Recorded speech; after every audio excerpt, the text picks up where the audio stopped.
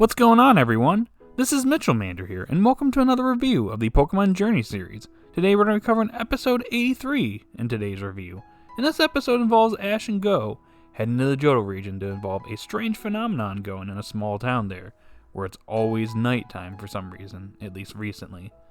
And our queen, our Sinnoh Queen champion, Cynthia, is back. Now, she made a cameo appearance in the Volkner episode, but she makes a full-on appearance in today's episode, and she's a major focus in the episode, actually. Or at least helps in the major focus in today's episode. So how was the episode overall? Well, before I get into the episode review, I just want to say if you're new to the channel, you like this type of content, be sure to like and subscribe, and hit that notification bell. Be pretty awesome if you would do that.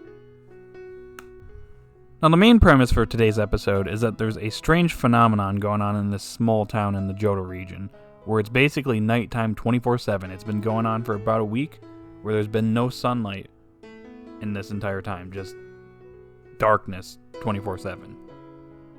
And after Ash and Go learn about this, Ash's first thought literally is, well, how are people going to eat breakfast when it's dark all the time? Oh boy, that's our boy Ash. That's the very first concern on his mind with this strange phenomenon. Anyways, Professor Sakuragi, with his infinite money, sends Ash and Go off to go investigate. Now, after arriving in the Johto region, Go pretty much almost immediately catches a Murkrow, and he catches it Pokemon Go style. Yeah. Moving on. Ash and Go then meet Kira, a young girl that's actually looking out at the stars, and she's doing this because she thinks that her Cleffa turned into a star, and every night she actually goes out and looks for Cleffa.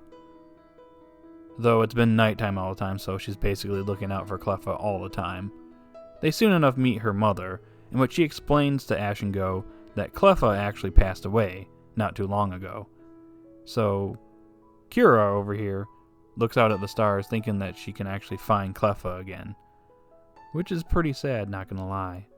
But anyways, she actually mentions that there was a strange Pokemon that Kira actually ran into the day that this entire town just basically became dark all the time, which she basically describes to Ash and Go as like basically a stick Pokemon with an eyeball, or just a big eyeball Pokemon.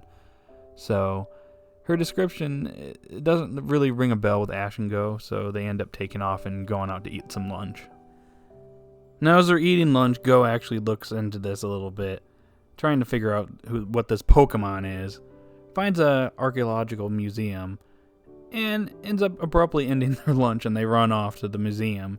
And as they're there, Pikachu actually recognizes a scent, and it's none other than our Queen Cynthia, who happens to be there at the same time. Now, after catching up with Cynthia, Go actually realizes that the Pokemon that Kira was talking about is Unown. And when there's two or more Unown, strange things happen. So after discussing the situation with Cynthia decides she wants to meet this young girl and figure out what's going on for herself. So Ash, Go, and Cynthia go to meet up with Kira and her mother, with Cynthia bringing some donuts.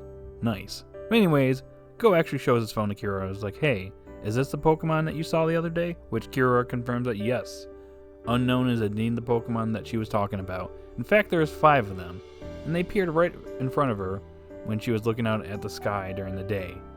And they granted her wish and caused the entire day to just become night all the time. So everything is just pitch black from now on, which Ash and Go mentioned to her that, hey, we're actually trying to fix this problem because it's causing a lot of trouble for people. And this immediately sets off Kira, who basically tells them that, no, I don't want it to be day ever again. I just want it to be night all the time so I can look out for my Cleffa.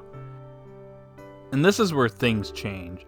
And immediately a huge gust of wind just shows up around Kira. Turns out to be the Unown, which are blasting back at Ash, Go, and Cynthia. And start bringing out illusions of their Pokemon with Pikachu, Cinderace, and Garchomp illusions. And they're completely 100% mimicking the Pokemon. But Cynthia actually handles this in a very smart way, where she creates a sandstorm, then jumps into the air where the illusions are blinded, and basically attacks them from above and takes them all out along with the Unown. Now, with things kind of calmed down here, Kira realizes that she's being selfish and not considering other people's feelings. But she is still pretty lonely without her Cleffa, and Go makes a very valid point, which she says, hey, well, if Kira's greatest wish is to be reunited with her Cleffa, why didn't the Unown basically create an illusion of that? And why are they doing this? And that's when Cynthia realizes that she just needs some time to basically move on from losing her Cleffa. Now, as Kira is basically starting to move on from losing her Cleffa, she's still pretty sad, but the Unown actually grant her one last wish, which was a really nice sequence and one of my favorite parts in this entire episode, which is basically her memories with her Cleffa growing up, and she's actually briefly reunited with her Cleffa at the end, before the Unown depart, and it's basically day again. And with that said, our episode draws to a close with Kira realizing that even though Cleffa is gone, she will always be with her in spirit. Now overall, I thought this was a great episode, and I love the theme in today's episode. It's a very sad one, as it deals with death and losing a loved one. This is something that we've already seen in the Pokemon series, especially in the Sun and Moon series with Stoutland and Mallow's mother in that one episode. I think it was episode 79 with all the star Pokemon. Can't remember their name off the top of my head at the moment, but the bottom line is Sun and Moon has dealt with these themes before, and we're seeing this theme done again in this Journeys episode. And just like with the Sun and Moon episodes, I think it was done very maturely in today's episode. I think it was done really well. And the theme in today's episode is basically how you cope with losing somebody, with losing a loved one. Not everybody is going to be able to deal with it the same way, and some people have a hard time moving on. And as we see in today's episode, Kira was having a hard time accepting that her Cleffa was gone. That's why she kept looking up into the stars, looking up into the sky, hoping that she could once again be reunited with her Cleffa, or at least see her Cleffa in the stars. I think that this was a fantastic episode from a writing perspective.